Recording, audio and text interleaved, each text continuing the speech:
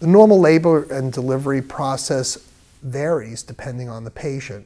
Normally, a pregnant woman in labor, will dilate at 1 centimeter an hour.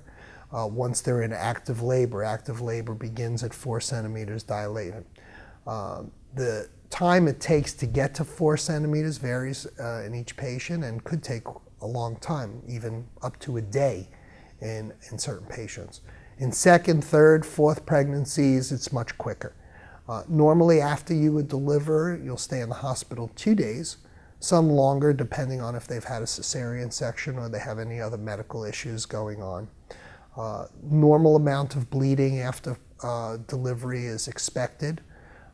We do recommend breastfeeding, and there are lactation consultants at your hospital that will help you with that if you're having difficulties.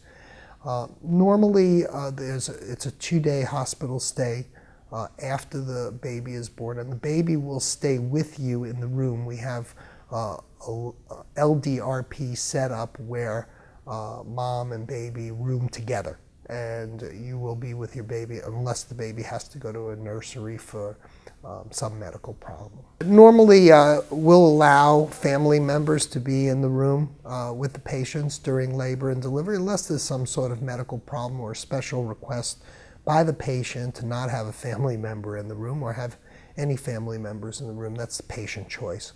Normally, there will be a labor nurse that's there for the whole labor, duration of the labor, and the physician will be there intermittently during the labor checking on mom. There will be another nurse to take care of the baby after the baby is born at the delivery time, and a neonatologist will be present if there's any medical problems suspected with the baby, a respiratory therapist if the baby has moved its bowels inside before delivery and the baby is going to have to be suctioned after delivery comes out, or there's any anticipated problems based on the fetal monitoring strip. We may have respiratory therapy there. Patient may opt to have a doula, which is a labor coach there with her, and that would certainly be fine.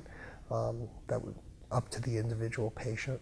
What we try to do in our practice is to deliver our own patients. So if a patient has seen me for her complete antenatal care, then I will be there to deliver her baby, barring any unusual circumstances or that I can't be there for another emergency.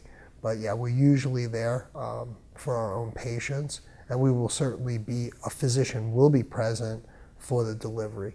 Normally what we'll see in most labors is a supportive husband, supportive family. It's very important to have a supportive family and unit there with the patient, giving her encouragement throughout the labor. It's a difficult process because, and that's why they call it labor, it's not easy, it's work. So mom is in pain usually unless she has an epidural and is not feeling pain.